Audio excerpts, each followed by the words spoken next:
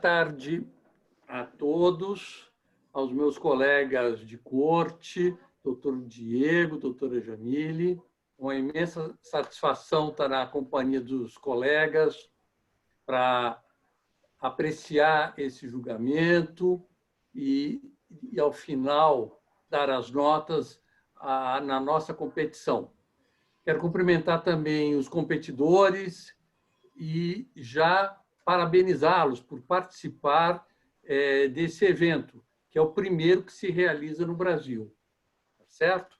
Então, declaro aberto a sessão especial dessa Corte Eleitoral e chamo para sustentar a doutora Tamires. Agradeço a palavra ao excelentíssimo presidente. Gostaria de inicialmente cumprimentar os excelentíssimos ministros, meus nobres colegas advogados e os demais espectadores. Excelências, no presente caso foram ajuizadas 3 AIGs e uma AIME, que resultaram na cassação de mandato dos irmãos Silva. Em que pese a acertada decisão de mérito do Tribunal Regional, o juiz Acodes considerou 2 preliminares importantes que impossibilitaram na análise de mérito de 2 graves acusações. E é por essa razão, excelência, que estamos aqui interpondo o presente recurso. Irei me ater às questões preliminares e gostaria de inicialmente ressaltar a acertada decisão do Tribunal Regional questionada pela defesa. Nesse ponto, a defesa alega desrespeito ao 96B da Lei 9.504 de 97, afirmando que não há conexão de fatos entre as demandas que possa ensejar a reunião das ações. Além de discordarmos da assertiva, gostaria de ressaltar que a noção de identidade fática proposta no 96B tem sido flexibilizada por jurisprudência deste tribunal, que recomenda a reunião de feitos com fatos idênticos ou similares.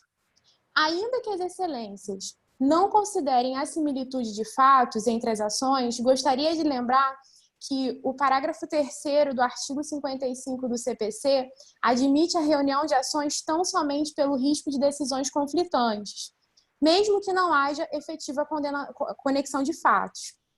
Portanto, a reunião foi corretíssima e teve como visto o princípio da economia processual, da celeridade e principalmente da segurança jurídica. Outra questão preliminar suscitada nos memoriais da defesa e que merece atenção é referente à necessidade de litisconsórcio passivo do vice nas AIGs. Bem sabemos o disposto na súmula 38 acerca da necessidade de formação do litisconsórcio passivo com vice nas ações que visem cassação de registro, diploma ou mandato.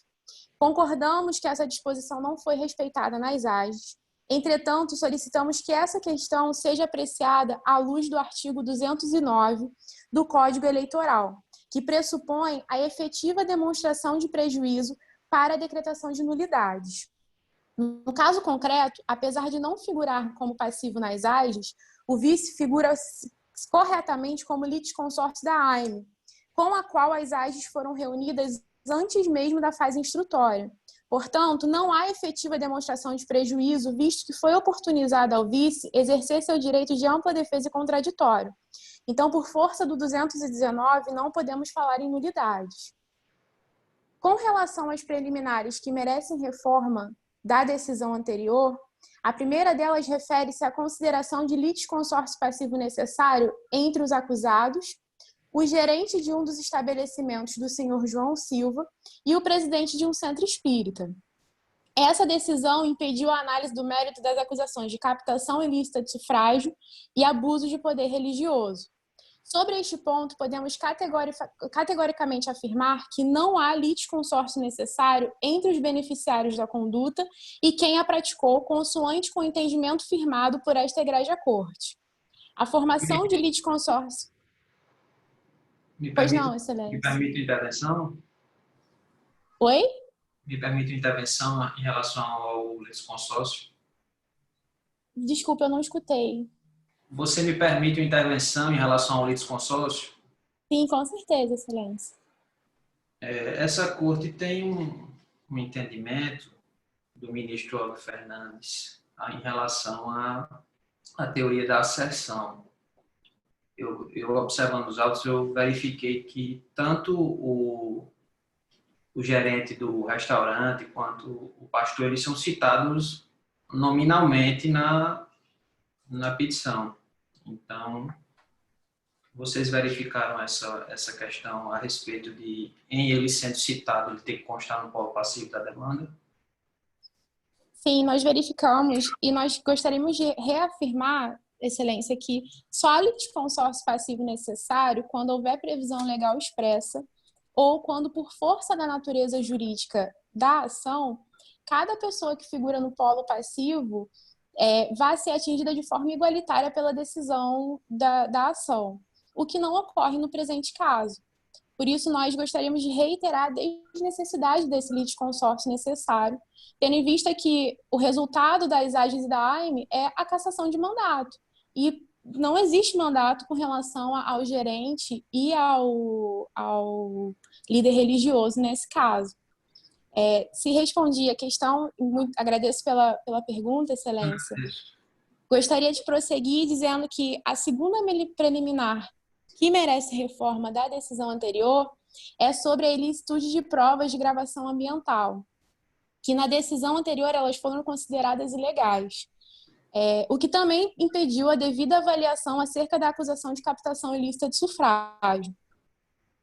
Nesse ponto, nós podemos mais uma vez categoricamente afirmar que, segundo o entendimento do STF, ao qual este tribunal também se filia, as gravações ambientais são lícitas em regra, segundo o julgado, o RESP 4898, de relatoria do ministro Edson Fachin.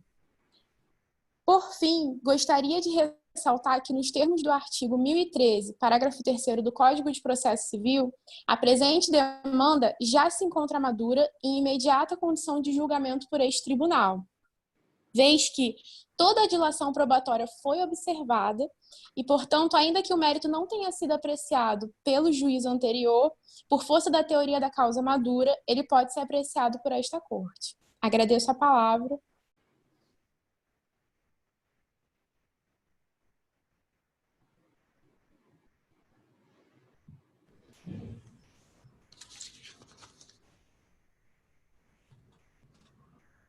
Agradeço a Vossa Excelência a oportunidade da palavra e cumprimento todos os presentes. Considerando as questões preliminares... Me desculpe que eu estava sem som. Desculpa. Devido a vénias, senhor ministro. Posso prosseguir? Pode iniciar. O erro foi meu aqui do microfone. Agradeço a Vossa Excelência o deferimento e a oportunidade da palavra e cumprimento todos os presentes. Considerando as questões preliminares expostas pela colega, quanto ao acolhimento das provas e a configuração do litisconsórcio passivo facultativo, entendemos que houve sim a captação ilícita de sufrágio, na ocasião em que fora feita promessa de vantagem pessoal do gerente para subordinado dele, ambos funcionários do candidato, em tela, visando o voto, conforme o artigo 41A da Lei das Eleições.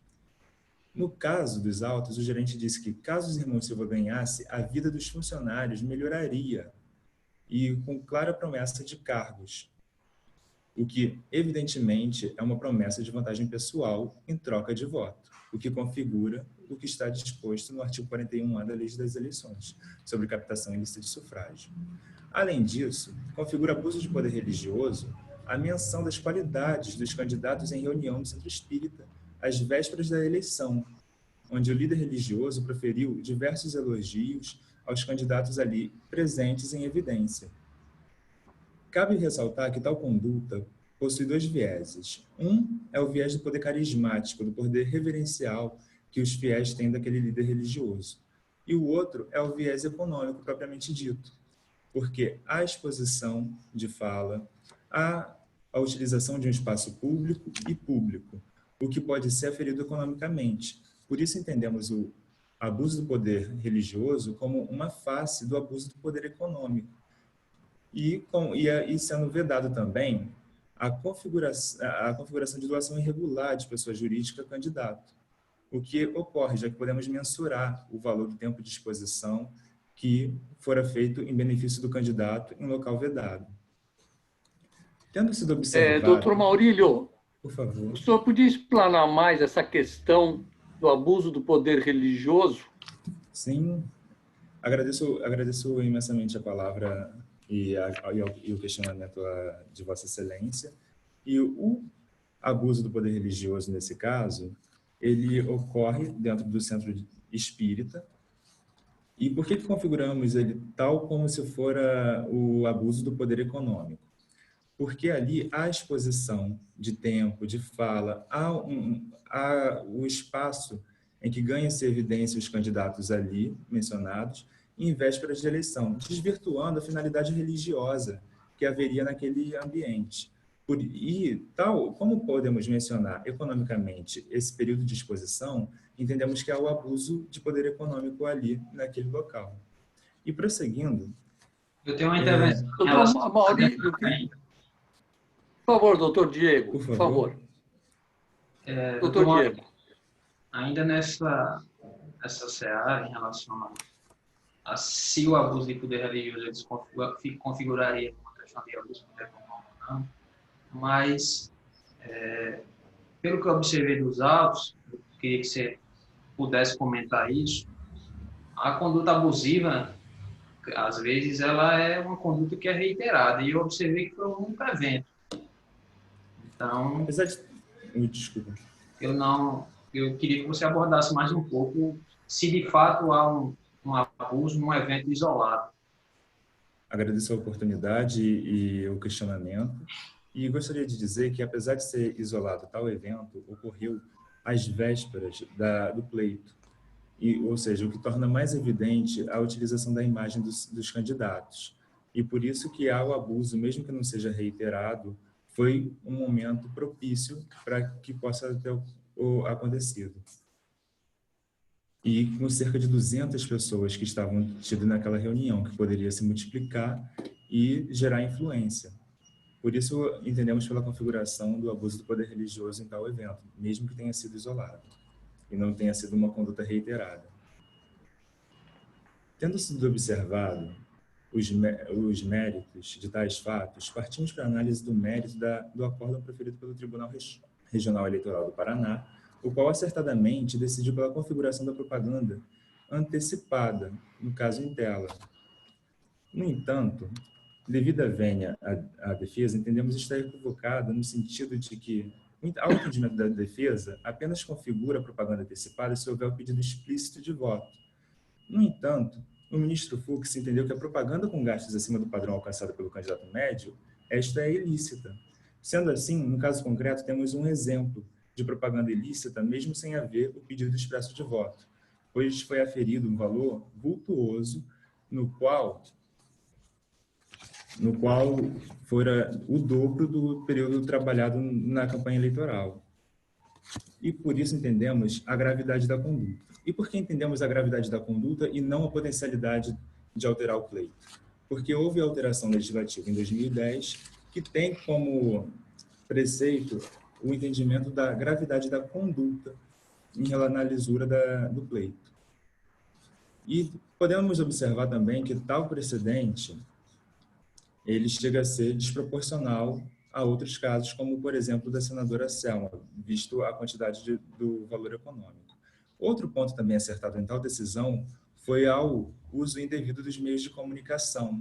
E mesmo que não haja prova da autoria do candidato, o fato dele ser beneficiário, ele faz com que há, sim, o abuso do poder por conduta abusiva de meios de comunicação, conforme elencado o artigo 22, inciso 14 da Lei Complementar 64 de 90. Isto dito, encaminho-me aos requerimentos, em que solicitamos primeiramente o acolhimento das questões preliminares aqui arguidas, em especial o que tange à licitude das provas e a configuração do litisconsórcio passivo facultativo. Solicitamos ainda a majoração das multas quanto à propaganda antecipada no seu valor máximo, pois deve ser observada a gravidade da conduta, e, com isso, a condenação dos réus pela prática de captação ilícita ao seu valor máximo e pleiteamos ainda a manutenção do mérito da decisão anterior e, sobretudo, o desprovimento do recurso dos réus. E agradecemos a oportunidade e a palavra aos excelentíssimos senhores ministros.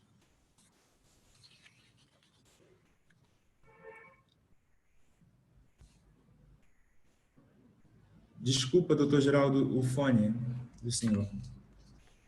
Muito obrigado, doutor Maurílio. Chamo para sustentar a doutora Nicole.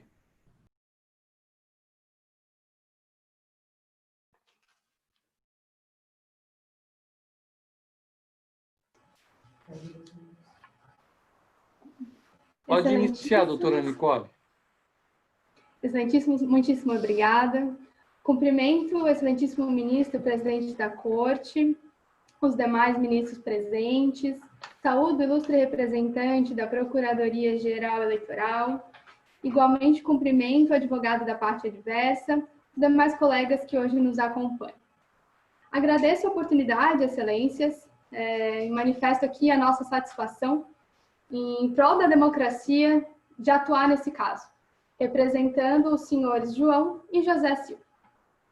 Excelências, estamos hoje reunidos para julgamento de 3 AGs e uma AIME, ajuizadas em face dos recorrentes, que tem por objetivo a cassação dos mandatos dos candidatos democraticamente eleitos no pleito de 2022. Abordarei, portanto, nessa sustentação, 3 questões preliminares, dentre as suscitadas por esta defesa, quais sejam, em primeiro, a indevida reunião das ações, segundo, ausência de formação de litisconsórcio passivo necessário, e, em terceiro, a preclusão consumativa para aditamento da AIF.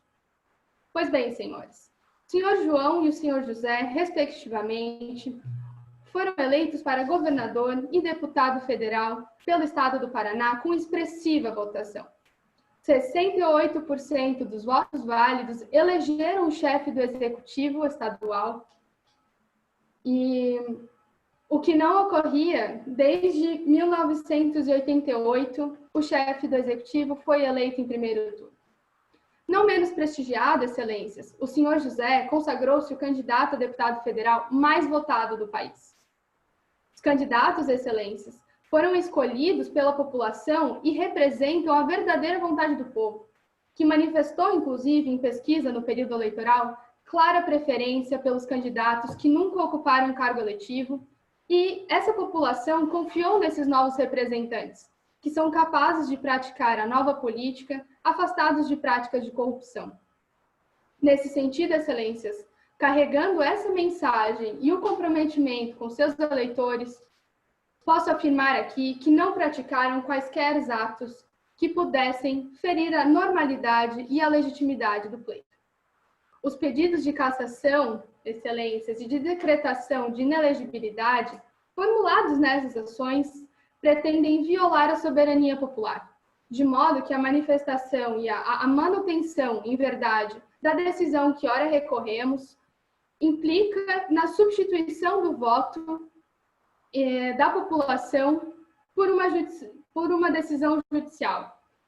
Seria substituir o mandato daqueles que possuem votos por aqueles que não possuem, ou ainda conceder novamente o poder para aqueles representantes que a população afirmou não mais desejar. Excelências, não devem prosperar as alegações que fundamentam as exordiais, quais sejam de captação ilícita de sufrágio, propaganda antecipada, suposto abuso de poder econômico, ou mesmo uso indevido de meios de comunicação e fraude na utilização dos recursos eleitorais. Dada a ausência absoluta de arcabouço probatório, os fatos alegados, seja as reuniões com funcionários, atos de pré-campanha, utilização de recursos supostamente ilegais e a propagação de fake news, não passam de conjecturas elaboradas pelos autores das ações. Em verdade, excelência, suscitando agora as questões preliminares que desejo abordar, em flagrante desvirtuamento do propósito do artigo 96b da Lei das Eleições, bem como contrariando o Código de Processo Penal na inteligência do artigo 55, a reunião das ações visa criar um conjunto de obra de supostos ilícitos não praticados pelos recorrentes. Os dispositivos, excelências, não autorizam a reunião das ações, que claramente, com o intuito de evitar decisões contraditórias, é claro ao determinar que as demandas devem versar sobre os mesmos fatos.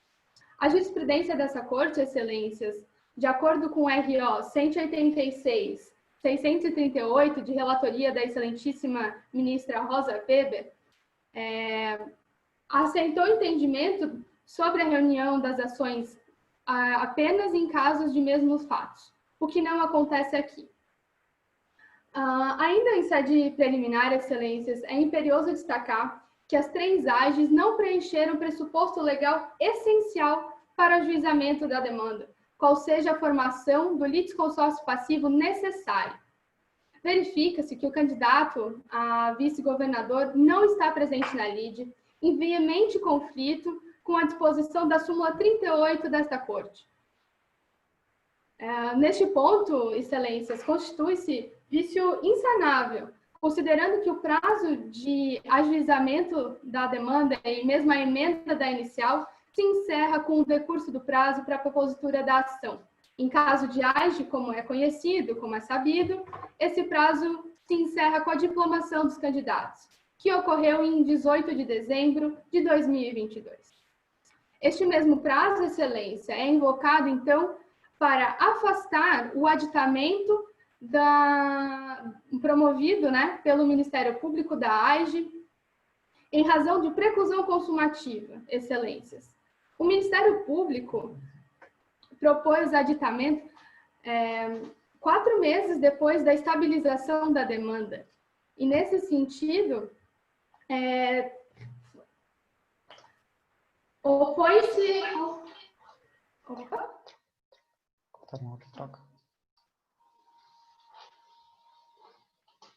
Troca o arquivo.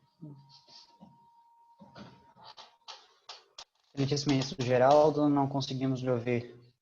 O áudio está cortado. Não, não. Senhoras e senhores, me escutam?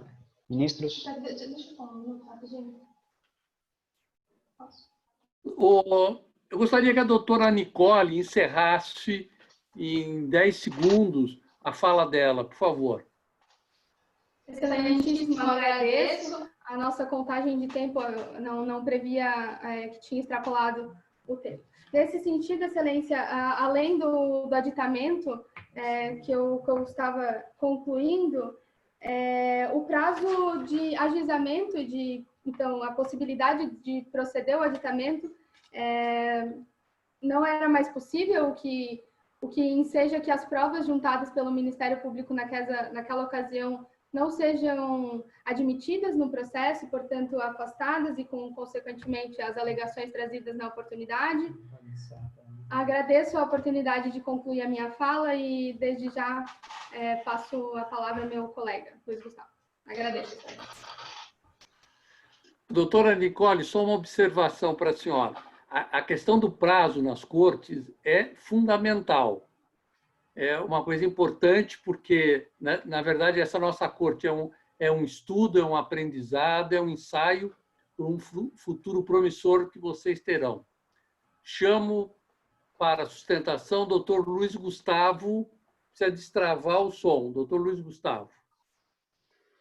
Ministro Geraldo, eu agradeço por me passar a palavra. Excelentíssimos ministros, eu reitero aqui os cumprimentos feitos pela minha colega. Eu prossigo as questões de mérito mais relevantes da questão. Como bem diz o professor Rui Espíndola, abro aspas, ao impedir a realização da vontade das urnas por cassação de mandatos, se está, em verdade, cassando a vontade de todos os eleitores.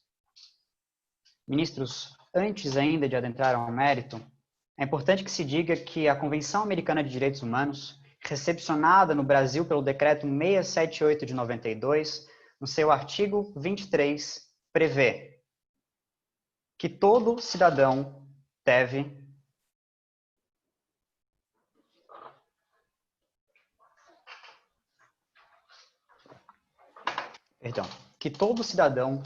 gozar do direito de votar e ser eleito em eleições periódicas, autênticas, realizadas por sufrágio universal e igual e por voto secreto que garanta a livre expressão da vontade dos eleitores, salvo por condenação em processo penal por juiz competente, o que definitivamente não é o caso dos autos. Ministros, no mérito abordarei 4 pontos: a captação ilícita de sufrágio, a propaganda antecipada, o uso indevido dos meios de comunicação e o abuso de poder econômico e religioso. Excelências, no que tange a captação e lista de sufrágio, me obrigo a fazer um brevíssimo retorno em uma questão preliminar essencial. Carlos Cunha ajuizou o AIGE por captação ilícita e propaganda antecipada antes do pedido de registro de candidatura dos ora recorrentes. No entanto, 41A da Lei das Eleições apenas se configura se as condutas forem realizadas desde o registro de candidatura até o dia das eleições. A jurisprudência desta Corte é pacífica e utilizo aqui o recurso ordinário número 796-337, de relatoria do ministro João Otávio Noronha, julgado em 2016, dizendo que o termo inicial do período de incidência do preceptivo contido no 41A da Lei 9.504 é a data da formalização do registro, não se podendo falar em compra de voto antes disso, o que demonstra a não ocorrência do ilícito. Portanto, excelências, a improcedência é a medida que se impõe, dada a impossibilidade jurídica do pedido. Em todo caso, ministro Diego, não há um só eleitor nos autos que tenha comprovado a compra de voto. Ou seja, não restou configurada a relação mercantil. O parágrafo 1º do mesmo artigo enuncia que, para que seja caracterizada a conduta ilícita, é necessário que haja dolo, que se tenha o fim de agir, o que é impossível de se observar nas conversas de João e do gerente, até pela ausência de conotação eleitoral de ambas. Excelências, quanto ao que o eminente procurador da parte adversa comentou sobre a licitude das gravações ou não, a conversa técnica que o restaurante tinha com seus funcionários foi convertida numa conversa sobre as eleições pelo próprio funcionário, que poderia muito bem ter outras intenções no sentido de que essa conversa tomasse um rumo diferente. Nesse sentido, o ministro Tarcísio Vieira, no agravo regimental, no RESP 39.941, afirmou que o conteúdo de uma gravação pode ser ilegal justamente pelo induzimento dessa conversa, o que claramente aconteceu nos autos. Excelências, quanto à propaganda antecipada, me utilizo aqui do voto do excelentíssimo ministro Barroso, no agravo regimental, no agravo de instrumento número 0600-091-24, em que o ministro Barroso,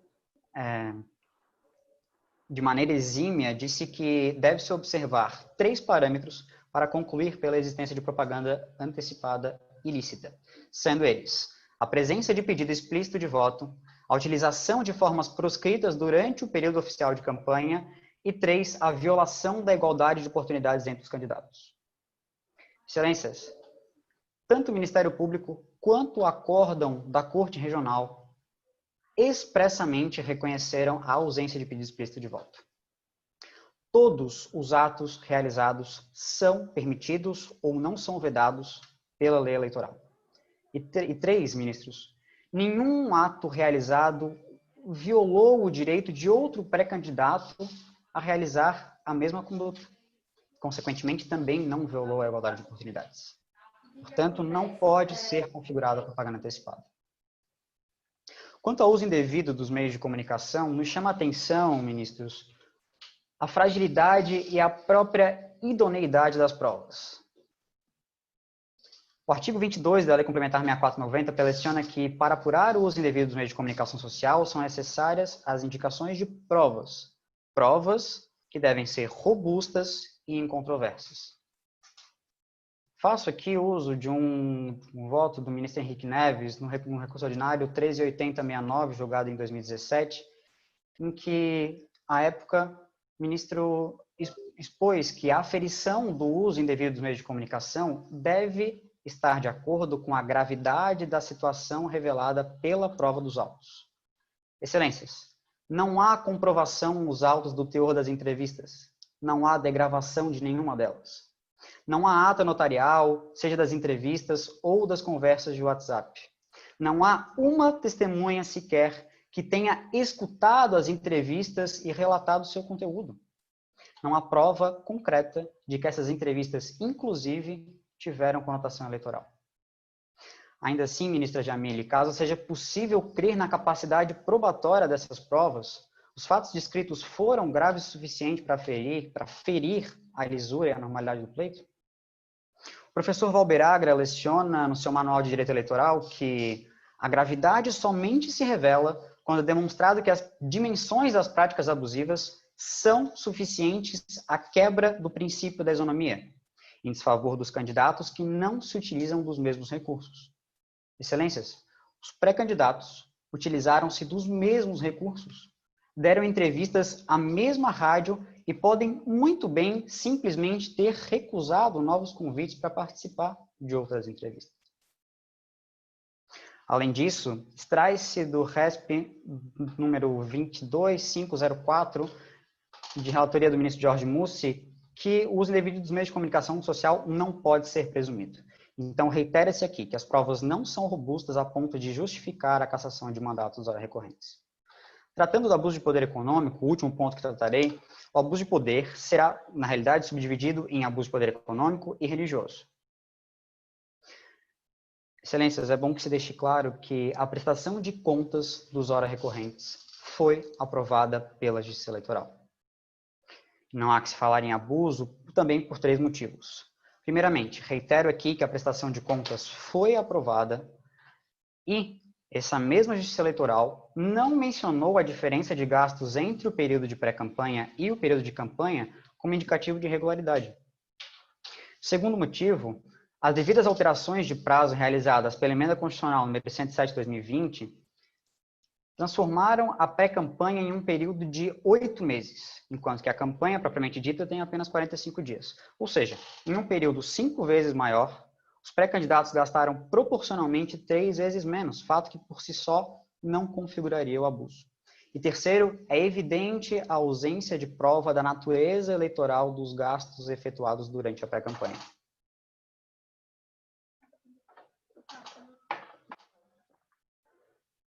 Volto. As condutas, como vimos, não configuram propaganda antecipada, e, portanto, não podem embasar a acusação por abuso de poder econômico. Gostei muito que o procurador da parte adversa citou o caso Selma, e eu preciso aqui fazer uma distinção, porque os casos são notoriamente distintos. No caso Selma, as contas da então senadora ainda não haviam sido julgadas. Foi comprovada a produção de material de campanha em período eleitoral e foram juntados aos autos comprovantes de pagamento em nome da senadora de pesquisas eleitorais e materiais eleitorais. Como já esclarecido, nenhum dos 3 fatos se assemelha ao caso ora defendido. Excelências, eu preciso encerrar aqui a minha fala. Agradeço o tempo a mim destinado. Cumprimento a todos novamente e peço veementemente que, em nome da soberania popular, seja reformada a decisão do Tribunal Regional Eleitoral do Paraná e julgadas improcedentes as 4 ações de origem. Muito obrigado. Muito obrigado, doutor Luiz Gustavo. Podemos passar a palavra para a réplica, doutora Tamires. Eu chamo para sustentar. Obrigada, Excelência.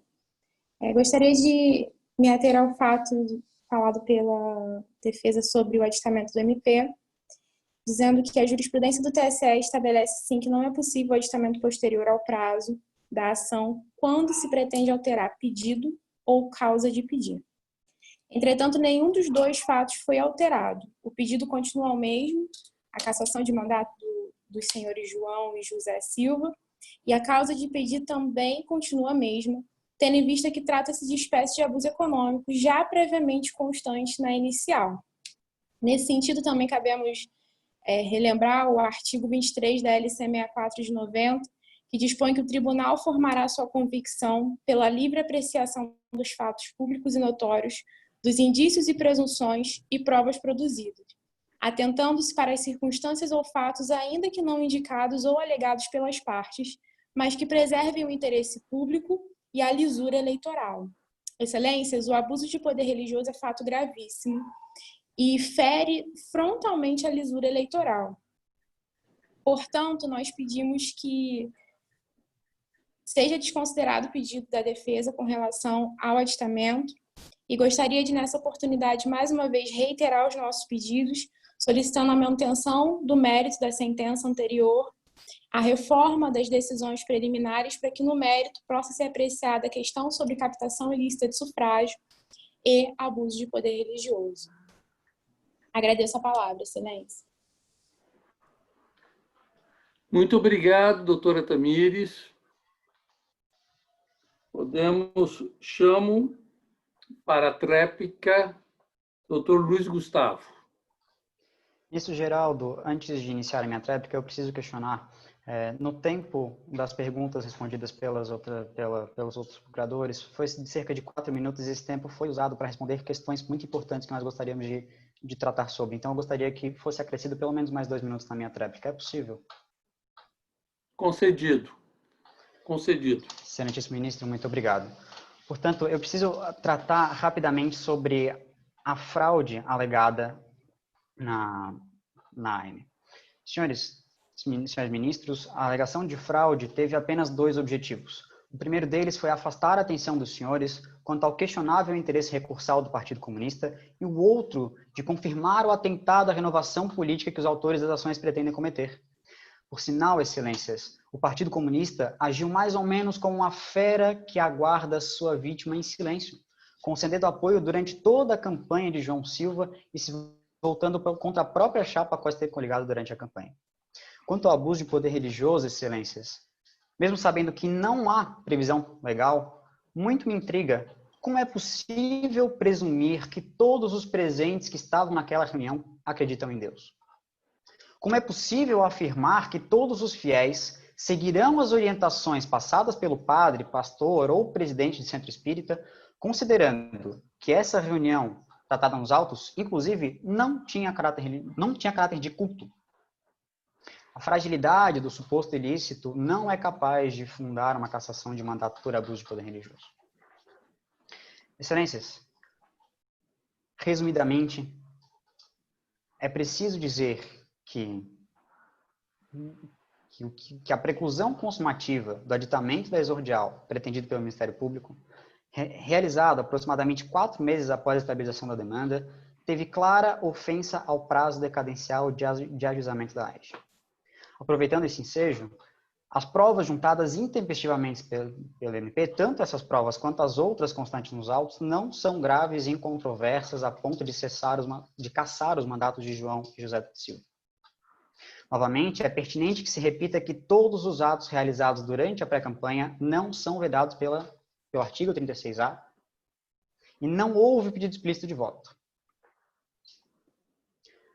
Eminentes ministros, por fim, a Justiça Eleitoral aprovou as contas dos candidatos, sem mencionar valor gasto no período pré-eleitoral como indicativo de irregularidade. Então, não há por que se falar em abuso de poder econômico. Excelências, eu agradeço muito o tempo destinado a mim. Em nome da soberania popular e da segurança jurídica, requer-se aqui a reforma da decisão do Tribunal Regional Eleitoral do Paraná para que sejam julgadas improcedentes as ações de origem. Uma boa noite a todos. Muito obrigado, doutor Luiz Gustavo. Gostaria de passar a palavra para a ministra Jamile para que fizesse a sua manifestação. O som, Jamile. Boa tarde, senhores ministros, senhores advogados, que também firmaram posicionamento nesta corte. Eu gostaria de questionar, inclusive, a doutora Tamires, né? Se houve, fora essa conduta que foi imputada nos autos, que foi colocada nos autos, se houve outros episódios, alguém falou que tinha sido uma situação isolada, né? E aí eu gostaria de saber se, aí é uma questão de fato, se houve outras participações e quantas pessoas estavam presentes nesse culto. Ministra, agradeço a pergunta. Eu gostaria de saber da organização se eu posso responder, porque já passou o meu tempo, se é permitido fazer essa resposta. Permitido, lógico. Ok. Foi, sim, uma conduta isolada dentro dos autos. Foi a única denúncia recebida. Existiam cerca de 200 pessoas presentes no momento, que foi realizado em semana anterior às eleições. E, naquele exato momento, o líder religioso proferiu discurso favorável aos candidatos. Nós bem sabemos que vivemos em um país extremamente religioso. O Brasil tem cerca de 92% da sua população considerada como crentes. E a palavra dos líderes religiosos, nós sabemos, e muito influencia, sim, nas posturas e nas decisões das pessoas. Então, consideramos muito grave essa conduta, apesar de isolada, tendo em vista a postura do líder religioso extremamente benéfica aos candidatos ali presentes. Agradeço a explanação da dúvida. Doutor Geraldo, retorno a palavra para o senhor.